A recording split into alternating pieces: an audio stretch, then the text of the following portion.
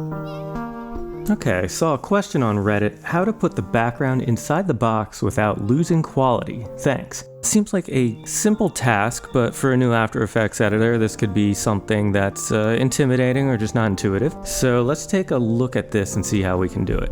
I'm going to take some extra steps in the process and show how to build the assets that are in the picture that was posted on Reddit as well. Many different ways to accomplish the same look, different options you can do. This is just, I think, probably the easiest for a new person to grasp. We're going to first make a new composition. In the example picture, it does not look like a standard HD comp, but that's what I tend to use, 30 frames per second. For broadcasts, I tend to work in. If you're doing something else, your frame rate might be different, and we're just going to make this a 10-second comp for now. Okay, we have a new composition here. Now we're going to go up first and grab our shape tool, and we're going to select the rounded rectangular tool.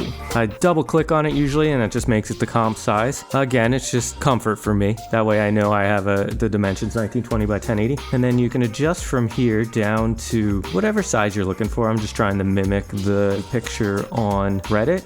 Okay, I'm going to turn off the fill color for this layer for now, and then we're going to set our stroke to a solid color purple from the example. Just pick a nice purple we like. And then it also looks like there's a neon glow to this, so we're just going to go in our effects panel and add the glow effect to it. I'm not going to go into any depth of modification for these settings or anything. We're just going to start out with the standard glow on this.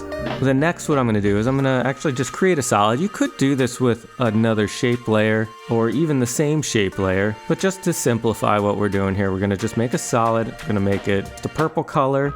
We're going to right click on it and go to layer styles and add a gradient. I'm going to drop down the gradient menu and select reflected. And that will give us this, reflected gradient look. We're going to put a slight angle on it. And then we're going to kind of select some colors here. So purple look darker in the center, lighter on the outside. Adjust the rotation. And kind of happy with that. Not exactly the same as the example, but close enough for what we're doing here. So once you're happy with that, what I'm actually going to do is duplicate the shape layer we made earlier, and I am going to turn on the fill color to a solid color.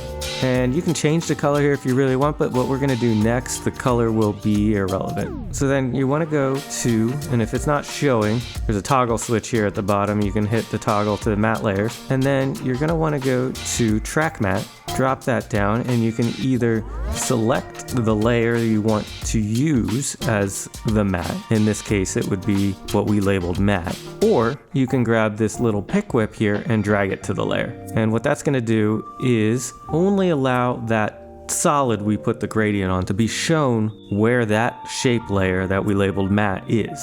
So I believe that is the question this user on Reddit was asking, and hopefully that answers the question.